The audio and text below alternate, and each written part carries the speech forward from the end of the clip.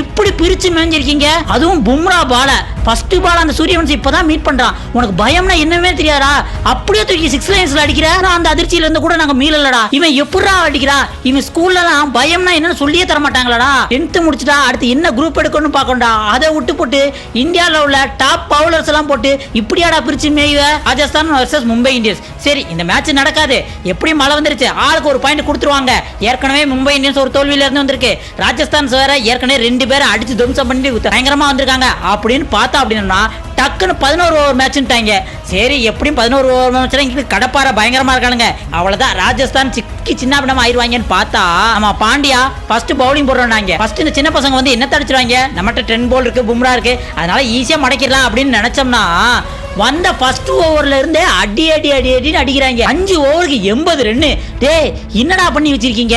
சூரியவன்சி எல்லாம் 14 பாலுக்கு 39 ரன், 5 6, ஒரே ஒரு 4 தான். இவன் தான் இந்த பக்கம் அடிக்கிறான் அப்படின்னு பார்த்தோம்னா அந்த பக்கம் ஜெய்ஸ்வால் பாரபட்சமே காமிக்கலையே. ஃபர்ஸ்ட் ஓவர்ல இருந்து 11ஆவது ஓவர் வர பாரபட்சமே இல்லாம எப்படி போட்டாலும் பவுண்டரிக்கும் 6 தான் பொழுக்கிறான். இதனால ஜெய்ஸ்வால் 32 பால்ல 77 ரன், 10 4 4 6. கடைசி ராஜஸ்தான் 11 ஓவர்ல 150 ரன், 3 விக்கெட்டை இழந்துட்டாங்க.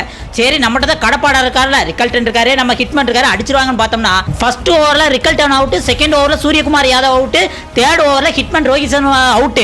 வெறும் 22 ரன் தான் தேர்ட் ஓவருக்கு. வேற எங்க அடிக்கிறது? அவ்வளவுதான், மும்பை முடிஞ்சது. இதுக்கப்புறம் கார்த்திக் பாண்டியா, திலக் வர்மா, நமந்தீர் இவங்கெல்லாம் வந்து ஏதாவது அடிப்பாங்க அப்படின்னு பார்த்தாங்களா? அவங்களும் எவ்வளவோ அடிச்சு பார்த்தாங்க. பால் வந்து ஃபீல்டர் கையில தான் போய் கேட்ச் ஆகுதே தவிர பவுண்டரிக்கே போடல. அதுக்கப்புறம் இம்பாக்ட் பிளேயரா ரத்தஃபோர்டு வந்து கொஞ்சமாவது அடிச்சா, அதனால டீசென்ட்டா 11 ஓவர் முடியல 129 மும்பை இந்தியன்ஸ் 9 விக்கெட் இழந்து இந்த மேட்சை தோத்து போயிட்டாங்க. ஆனா ஒண்ணுடா, இந்த ராஜஸ்தான் ராயல்ஸ்ல ரொம்ப டேஞ்சரஸா இருக்காங்க. இப்ப பாயிண்ட் டேபிள்ல ஃபர்ஸ்ட் பிளேஸ் போயிட்டாங்க. போன வருஷம் பூரா வந்து ஸ்கூல் போற பசங்க எல்லாம் வந்து கிரிக்கெட் விளையாட வச்சுக்கிறாங்க அப்படின்னு வந்து நம்ம யோசிச்சு அப்படின்னா இந்த வருஷம் பயங்கரமான விஸ்வரூபம் எடுத்துட்டு வராங்க.